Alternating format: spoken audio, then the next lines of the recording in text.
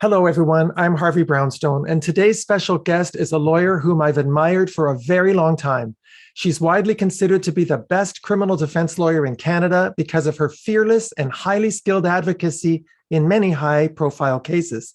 She's a past president of the Advocate Society and a fellow of the American College of Trial Lawyers, and she served on the board of directors of the Law Commission of Ontario.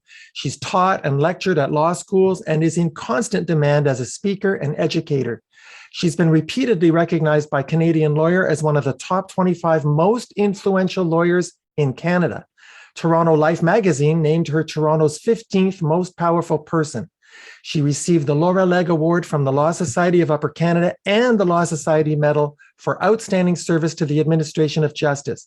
Last year, she published a poignant and passionate book entitled Nothing But the Truth, a Memoir, which moved me so much on so many levels that I couldn't wait to interview her. I'm delighted to welcome Marie Henein to our show. Marie, thank you so much for joining us.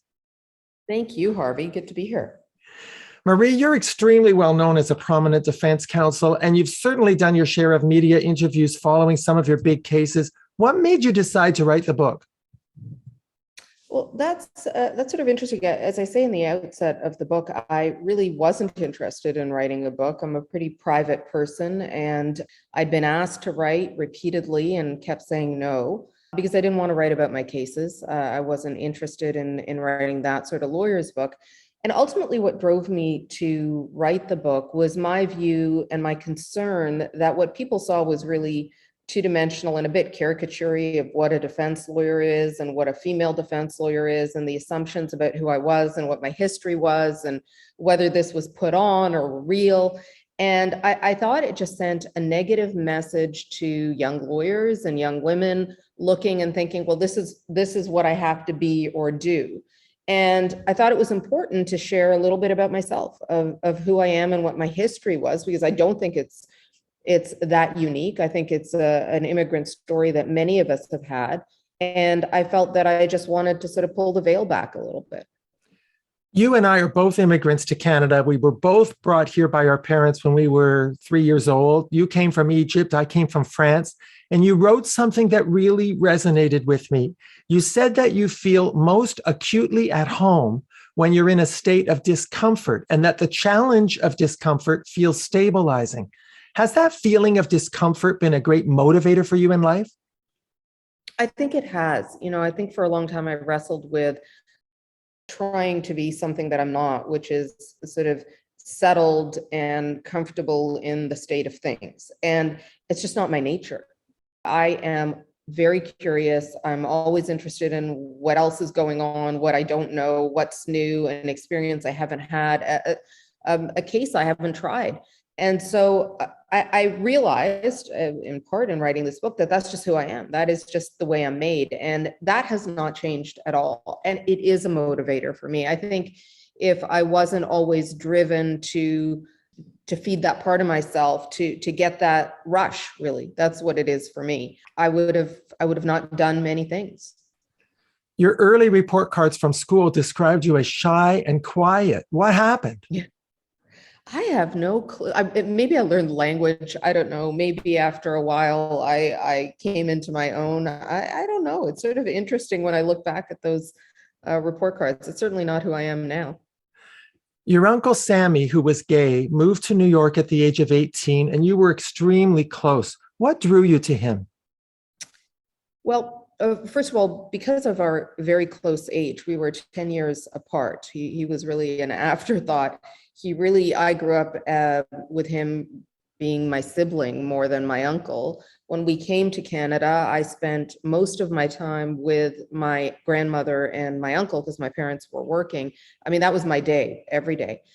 But what drew me to him was his incredible love of life. He was a person, again, who was always interested in new experiences, was always excited about what was going on, and it didn't have to be huge. It was just, he had a love for life and a willingness to be out of the box in his thinking and in his way of life that was not only very important to me, but I think really spoke to a part of me and that duality that I had. So I felt very, very comfortable. I mean, he was the first person to take me to a museum in my entire life. And he just exposed me to so many things that I would have never, ever seen.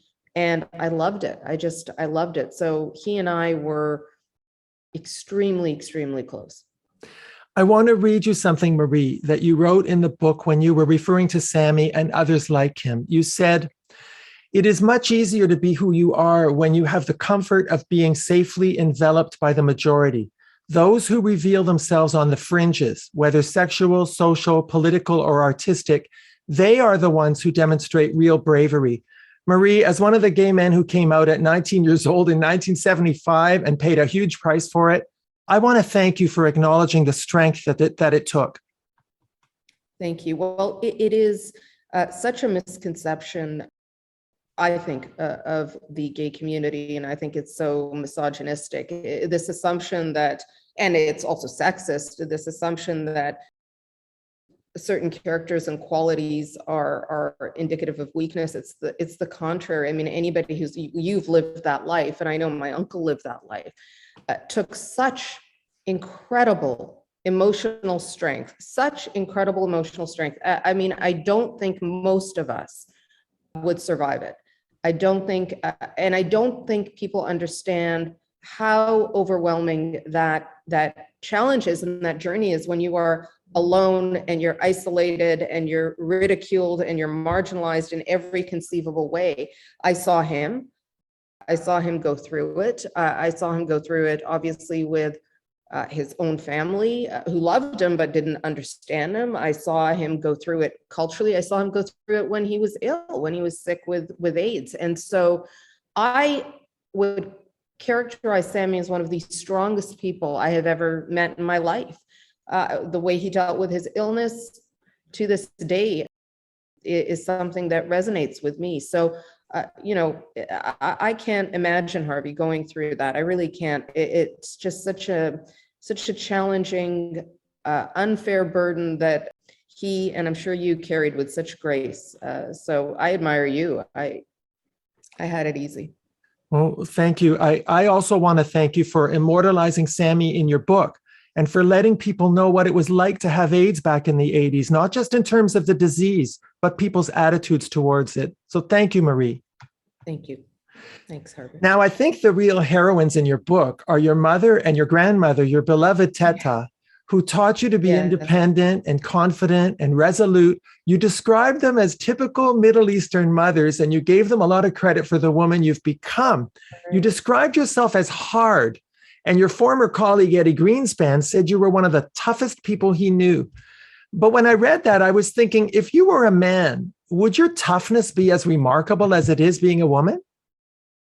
Well, I think I'm tougher than any man I've met. So probably, I think so. I think it's a little bit outside the range, and as I say in the book, I think it's benefited me in many ways, but it's also been a negative in many ways. It's just the way I'm made.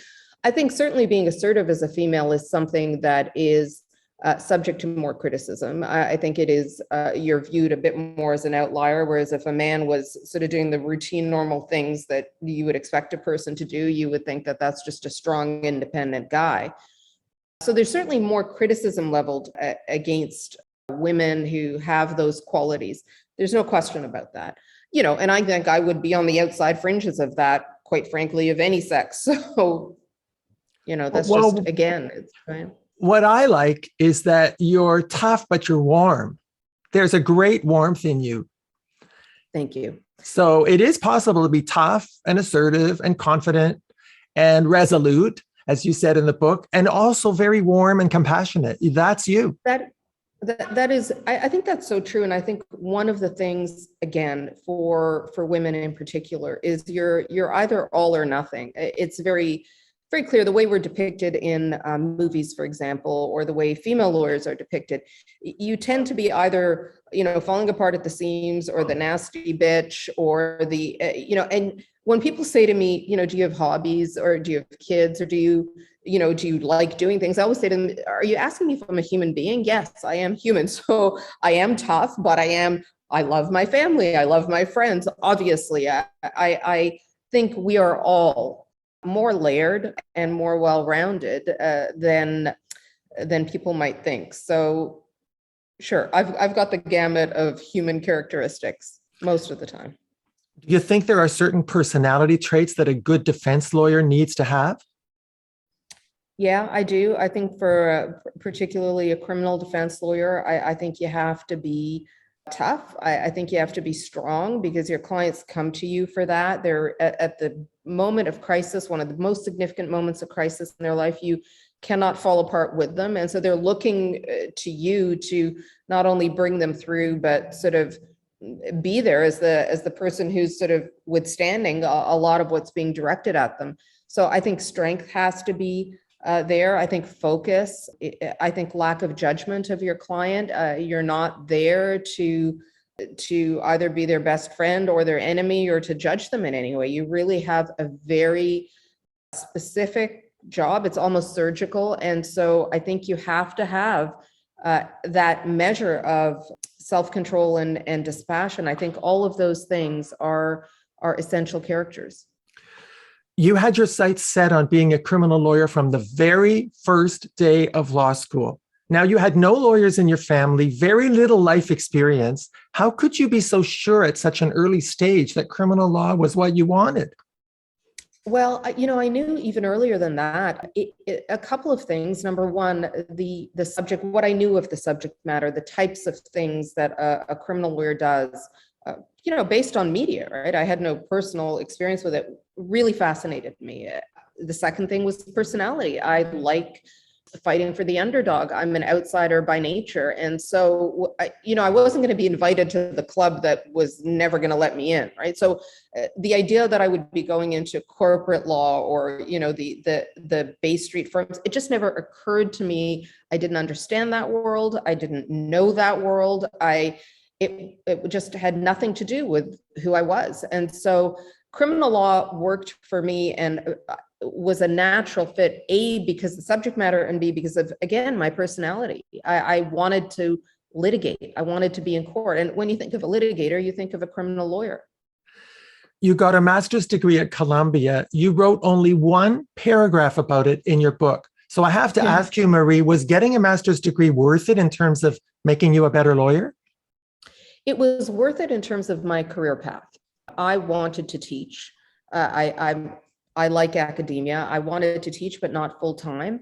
I was looking around at who was getting those teaching positions at the time, and there were really two people. One, people who had a master's degree, and two, people who'd been in the profession, had been practitioners for 20 years. I wasn't going to wait 20 years. So I went and got my graduate degree, and it worked because when I came back, I started teaching right away at Osgoode Hall Law School. That was actually the first job I got. So it allowed me to do what I needed to do. And the other thing was, it was a year for me to write a bigger piece, which is what I wanted to do. I was very interested in the theories of evidence. I wanted to spend some time. And it was really the first time in my academic career that I was able to sort of dig deep into something and sort of play around in it a bit. So it was worth it for me. It was worth it because it got me to where I wanted to be. And you have to understand, like, all of my academic career, I was a very good student. I never loved it because it was always goal driven. I knew I wanted to be doing what I'm doing. And so it wasn't like I was relishing it, but it was a means to an end for me. And it got me where I needed to be. Yeah, you and I have that in common for sure. You started out by working with legendary criminal lawyers Eddie Greenspan and Mark Rosenberg for 11 years before opening your own firm. How does a junior lawyer know when they're ready to go out on their own? That's such a great question. I remember the moment where I juniored to Eddie a great deal. That was most of my career there. And so when you're sitting second chair and you're really walking lockstep with the senior lawyer because you've prepped with him, you're seeing what's happening. And it was at the moment where I was anticipating the next move. And I just remember it. I remember thinking, okay, well, this is the next question. This is where he's going. And, when something was happening, I was sort of walking along with him. I could see what the next move was. I knew at that moment, and that happened for me at about year 7 or 8, not before. I think at that moment I knew that I was ready to take on the extraordinary responsibility of making those judgment calls on my own. And that for me was the moment that I thought, okay, I'm going to be ready to go on my own. I would have never done it before that moment. So that was the critical piece for me, was when I knew I could take it on my shoulders, I could make those calls. I had enough experience to do it. Actually, I think that's a really great measuring stick. I hope all the junior lawyers out there are taking that to heart, because that's really a very good litmus test for whether you're ready to go out on your own. Yeah, it's interesting. You see a lot of young lawyers come to you and say, well, I want to get up on my feet quickly. And I always say, well, you can learn to do the bad thing over and over again. That doesn't make you a great lawyer. And I think what most people don't know is that most of my work for many, many years, probably for the first 6 years, 7 years, was appellate work, not trial work. I juniored to Eddie as second chair, but doing my own litigation was predominantly appellate.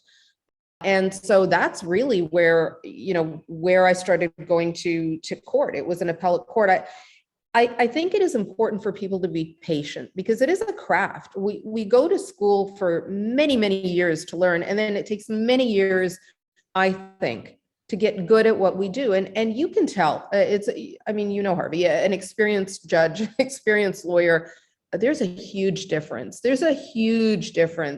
And you need to give yourself the time to get there and to learn the craft and to really apprentice, to learn how to do it well. You have, in criminal law, you've so much at stake for the client that it's not something to play with, right? I don't think you get your training wheels at someone's expense. So you got to take the time to learn and know what you're doing. And that was the moment for me. That was the moment that I thought, okay, I can take this on now. I want to ask you about cross-examination, which you said is the easiest conversation for you to have. Marie, I've always said that cross-examination is an instinctive skill that you just can't teach, but I don't know if you agree with me.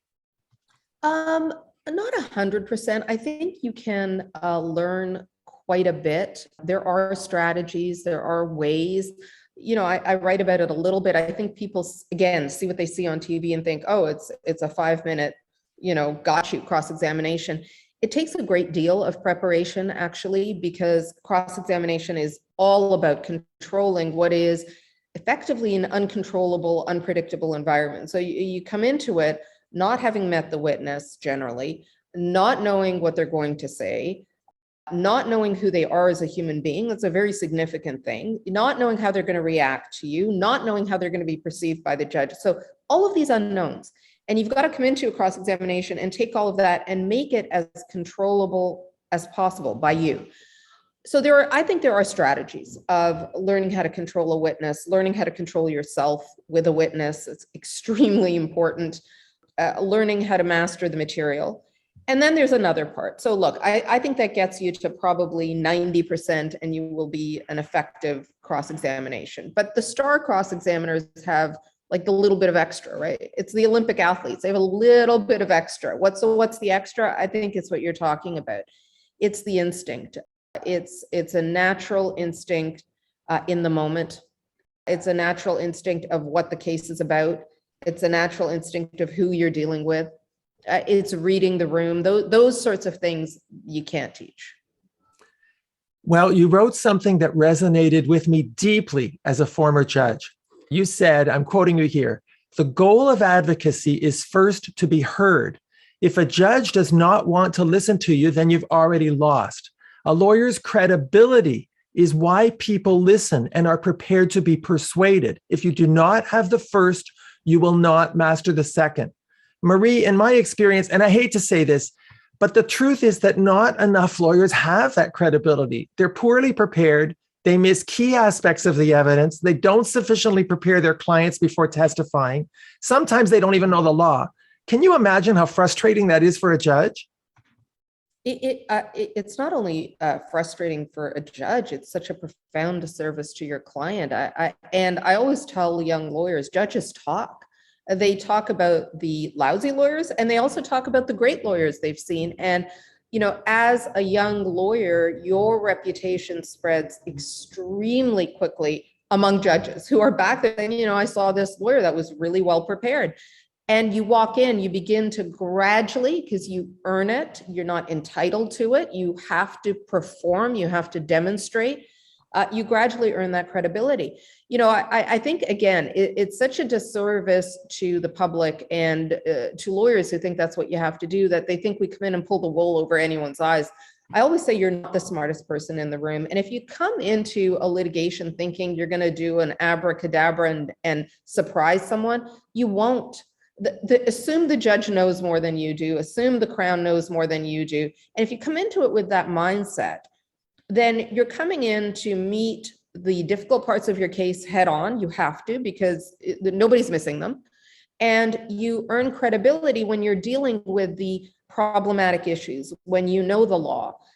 You cannot, and this is another thing, you cannot prepare a case at all without knowing the law. Like, that's the starting point. That is always the starting point. And I can tell you, we don't come into court without having thought through what the objections are going to be, what the evidentiary issues are. We generally have literally a banker's box of the various legal issues that I'm anticipating are going to come up and that I'm going to have to address with the judge.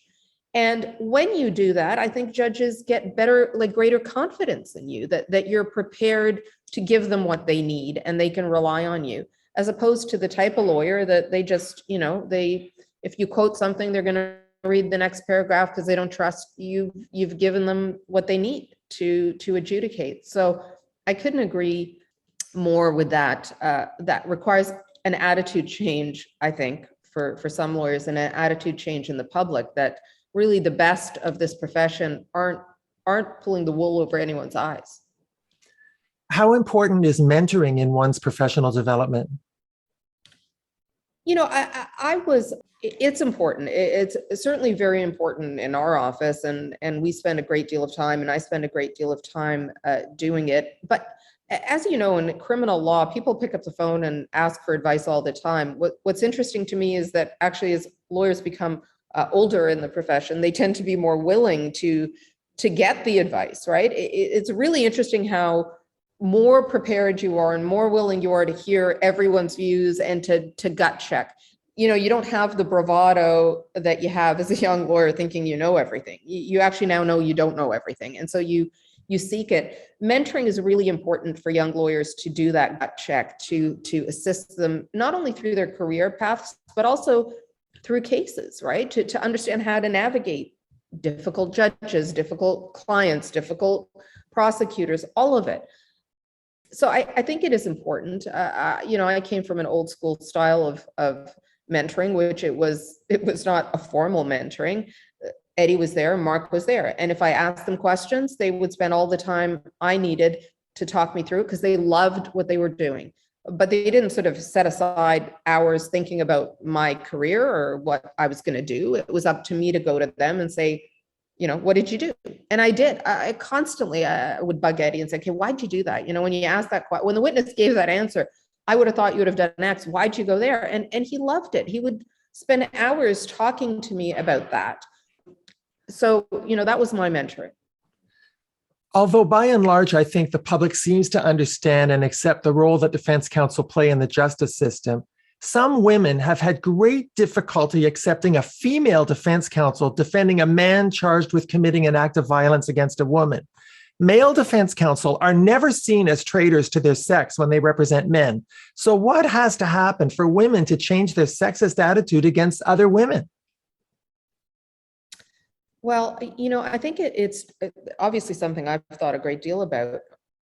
And I think part of it is driven by a real misunderstanding of what it is that we're doing as a lawyer. I think they think that you're defending the crime itself, or you're vouching for whoever your client is, and not understanding the very specific professional, because we are professionals, role that we have to play.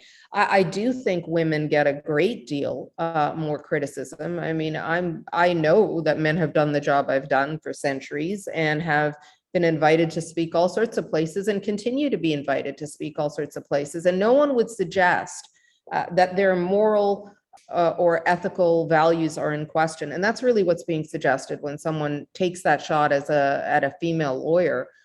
who is doing the very same job that men have done. And of course, it's important to point out, Harvey, that we also, defense lawyers, represent victims of crime. That is part of our job. We do that routinely. And from that pool are women who become judges. And so, it is important to have that perspective and to let women do what they need to do to be in the profession.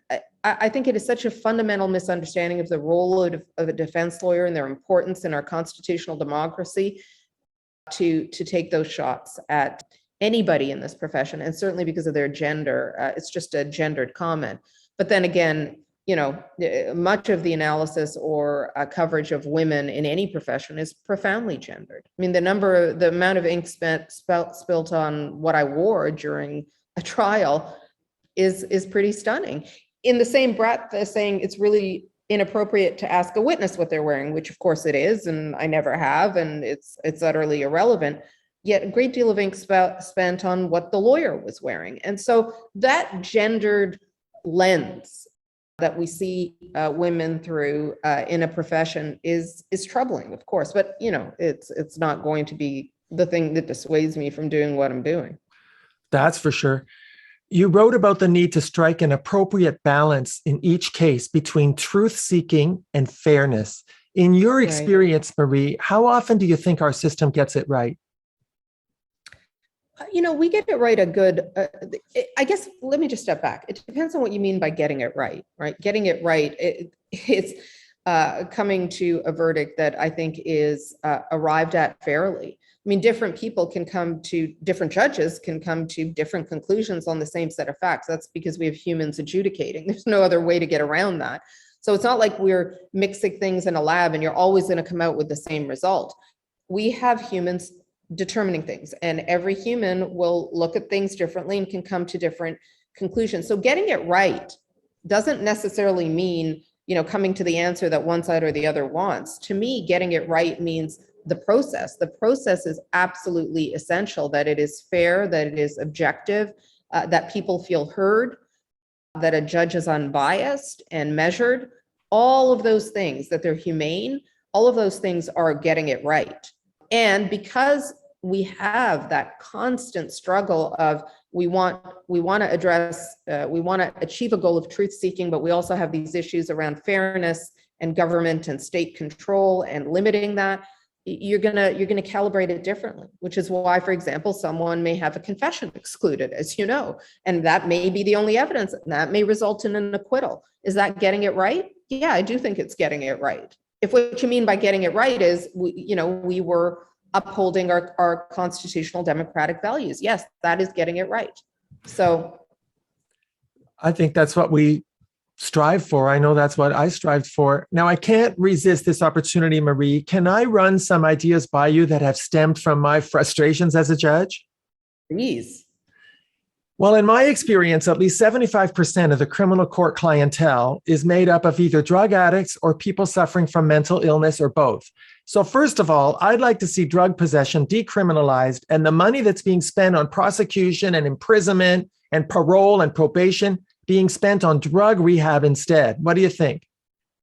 I couldn't agree with you more. I think that is such an important remediation we need to make. And some countries have done it. For example, Portugal is one of them that has decriminalized or does not prosecute drug crimes. Doesn't matter the drug, because they've come to see it as exactly what it is. It's an addiction. It's a social issue that we need to deal with. And criminal courts are not equipped to deal with an addict. And sending them to jail does not, in the history of space and time, no one has said that sending someone to jail cures addiction. It just does not. And so it is an extraordinary waste of money. It is inhumane. And even if you have no empathy whatsoever for drug addicts, and that's fine, there are those people. If you care about the bottom line and economics, as you say, this is not an economically efficient way to deal with a social problem. You're right. We need to be spending more money. We need to be diverting and saving resources in the criminal justice system for the things that are true crimes. Addiction to me is not one of them. And I agree with you. I truly wish we would get to decriminalization and rethinking our criminal model. when it comes to these sorts of things. Oh, that feels so good to hear you say that.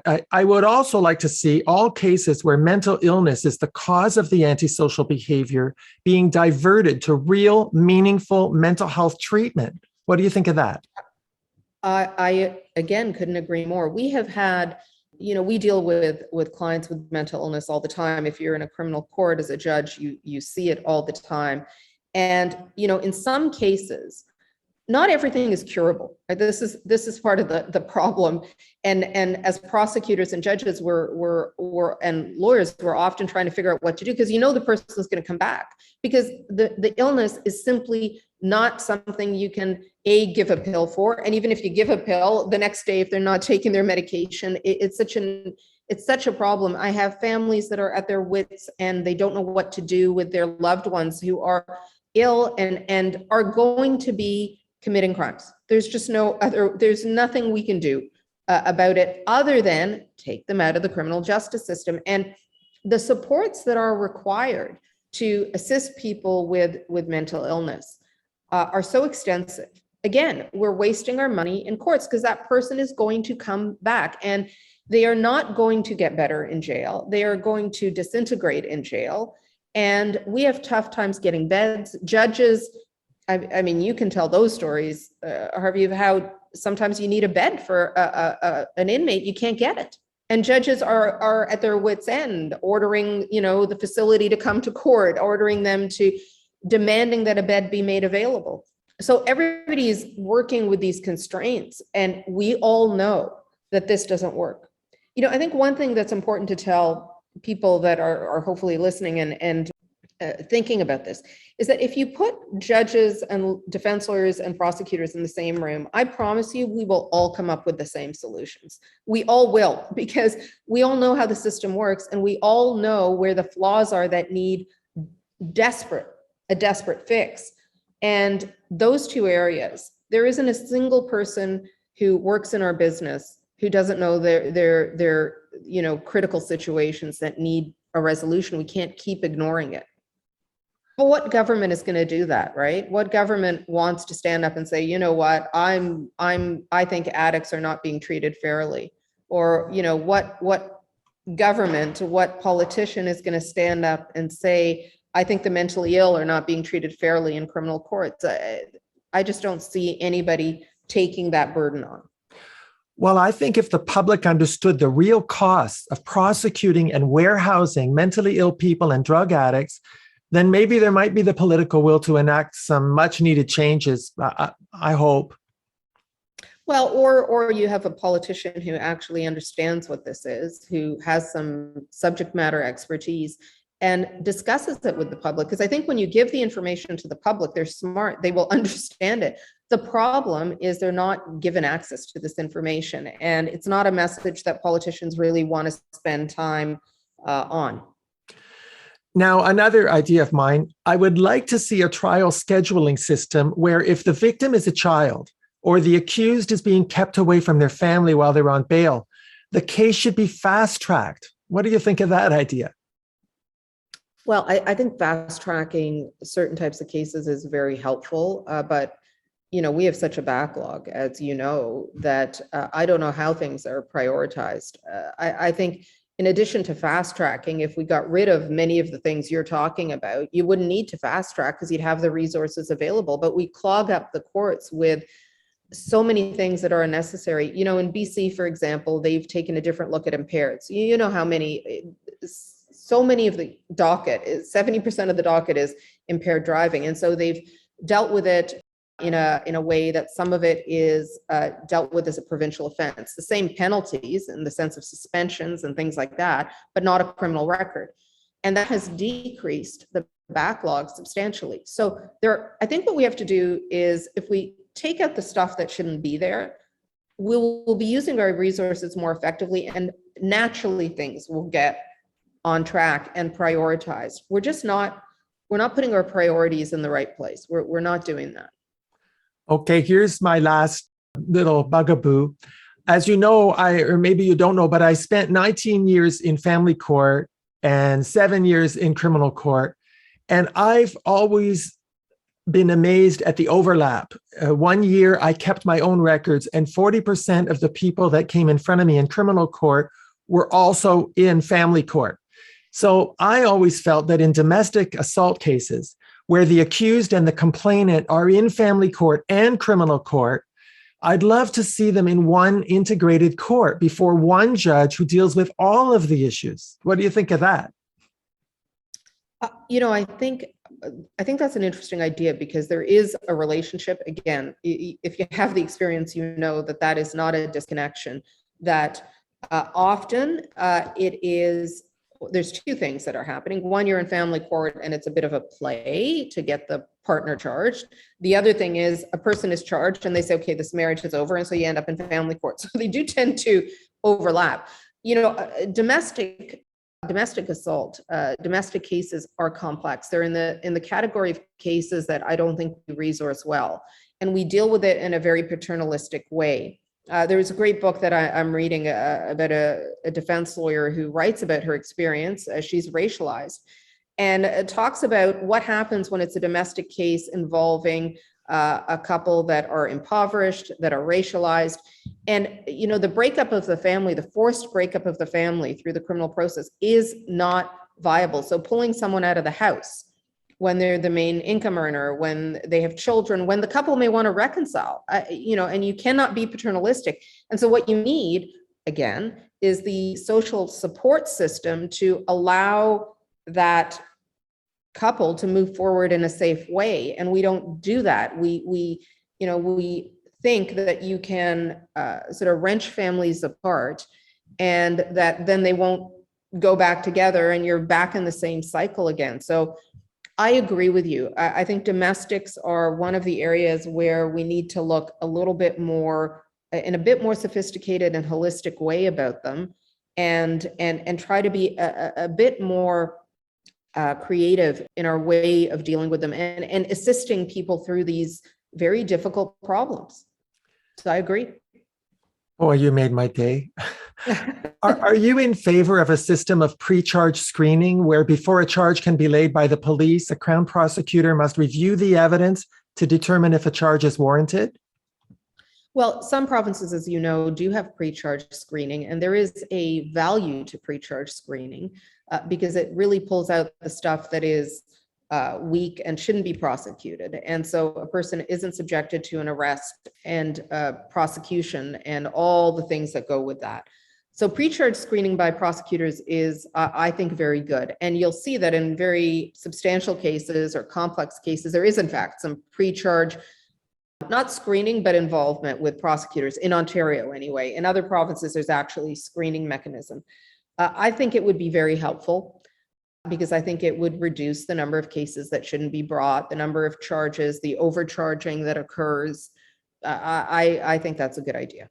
I always tell clients, they say, well, can I talk to the officer? And I always say, the person we want to speak to is the prosecutor because they understand the law, right? They understand what it takes. And so the minute we have a prosecutor is the moment that we can begin to speak to somebody who will make the decisions that need to be made. And it would be nice to have that person before charges are laid. Would you ever want to be a judge? No, not at all. I think I'm in the place I meant to be. I love litigation.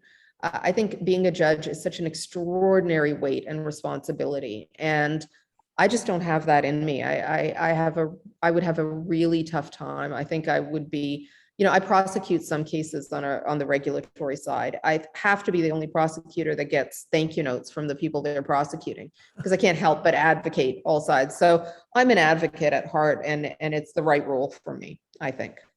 What do you think makes a good judge? I think a judge who is measured, not easily inflamed, impartial, humane, kind to all the people that come before them because they know the distress that everybody is feeling, everybody in that courtroom. I think those judges are the best of the best. I think when you see those judges like you were, Harvey, that people would come into court and they would say that's something to be proud of. That's what our system should be. And I think when judges behave badly, when they are intemperate, when they are rude, when they are not judicious, that doesn't serve us well, because one side or the other is going to come out saying, I was not treated fairly. So it's such a tough role, but it is, to me, the role that the public sees the most, and it's so important. And I think those are the qualities of judges that are the best. When I tell my client, I always tell them, you have no guarantee. All you have is the hope of being heard, right? If we've got a good judge, what I'm telling you that means is we've got a judge who's going to let us present your case. They're going to listen, and they're going to listen with an open mind. They're not going to prejudge anything. That's a gift. I always remind people that that is a gift in this country, because I can't tell you how many people come from other countries and say to me, so who paid the judge? Because that's how their judicial system works, right? The judicial system is fundamentally corrupt. And I've done some international work where what you're trying to do is remove the corruption from the system. So you have people who come here and say, who's paying the judge? And when you say to them, no, that's not how it works here. That's not how it works. There's no one paying the judge. It's a shock. So we should really value what we have and protect it, not try to tear it down. I talk about this attack on the judiciary, which is so dangerous because it's an attack on our democratic values. It's the judiciary is a fundamental check on the government. It is important that it be protected and independent. And I think the public needs to understand how critical it is in the architecture. And part of that is the independence, the impartiality, the lack of, emotive being shocked or alarmed or intemperate, and being able to be humane. All of those things, I think, make the perfect judge. Well, thank you for your very kind comment. I really appreciate that. Do you have confidence in the jury system? No, not particularly, and this is the reason. I know we romanticize being judged by your peers, and I think when you're dealing with certain types of cases that have a very strong social impact, so cases like, let's say, if you're litigating abortion rights, if you're litigating police abuses, those sorts of things, I think juries are important in those cases because they really are representative of the public consciousness. But we went to law school, it takes 7 years to be a lawyer and a year of articling. We are doing something during that process. We are learning something. I don't think you would say members of the public should be performing surgery. It is surgery, right? And so when you are talking about complex legal issues, I don't understand. I don't care how much we simplify the jury charge. I don't think juries can really understand the complexity of it. And it's their first case. The judges see these one after the other. There's nothing new for them. They've seen it all. They understand it. And so they approach it with a legal knowledge that obviously you can't expect a jury to have. So I think certain cases are good for juries, and I think certain cases are just better for judges. Yeah, I never wanted to be a judge in the Superior Court because I never wanted to have to deal with juries. Yeah. Anyway, it's hard. After the Jan Gomeshi trial and all the feverish protests and crazy social media hoopla, you reluctantly agreed to do an interview with Peter Mansbridge, where you basically gave the public a much needed lesson in the role and importance of defense counsel and the criminal justice system in upholding the fundamental principles of democracy. Marie, were you surprised that no one else in the profession, none of the legal organizations, none of your colleagues had spoken up to say what needed to be said? I was certainly surprised by the silence of legal organizations, not the least of which was Law Society in Ontario. I was stunned that they wouldn't speak up and talk about what a defense lawyer does. I was stunned that they knew that women were watching this and that their own regulatory body thought it was fair game and appropriate for the people to be taking shots and really trying to intimidate a lawyer and a female lawyer from doing their job. I was really stunned by that they would not speak up in that context. There were members of the profession that did speak up and write some articles. But I think many people were nervous that if they spoke up, they would get, they would get the same sort of criticism leveled at them. But so what? There are lawyers in the world that are in jail for doing their job. In China, in Iran, in Iraq, female lawyers that are in jail, and male lawyers. That is a risk. But a few nasty tweets against you, if that puts you off from doing the right thing, from defending the profession, from defending the administration of justice, that is, I will tell you on a personal level, profoundly, and continues to be profoundly disappointing to me. I would have expected better from organizations. I would have expected that they would have spoken up very clearly in defense, not of me, because I just happen to be the lawyer doing the case, but of the role of a defense lawyer and of the role of a female in the profession. And I can tell you that it did not go unnoticed by female members of the bar. Nor did it go unnoticed by judges, I'll tell you. Yeah.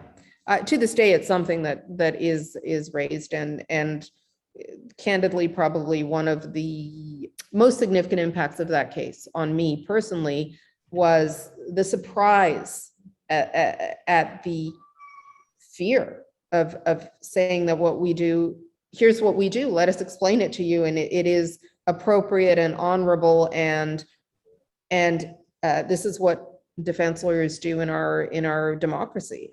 It was a pretty stunning silence. Yes. Now, Marie, I hope you've noticed I have not asked you about work-life balance or how you manage to be a mother and have a successful career, because I find those questions offensive. And I'm shocked at how many times you've had to endure questions like that. How did you stand it?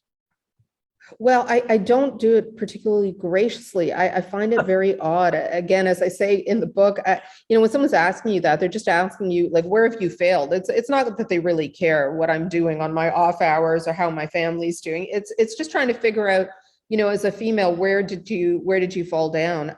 Men don't get asked those questions ever. They never get asked, how can you manage to be a father and a lawyer? Because we assume you can do both.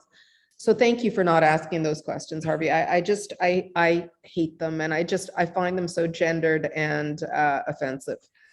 And please forgive me, Marie, but while I'm venting, I'm also very happy to see that you unabashedly and unapologetically make it clear in the book that for at least the first decade of your career, you were a workaholic.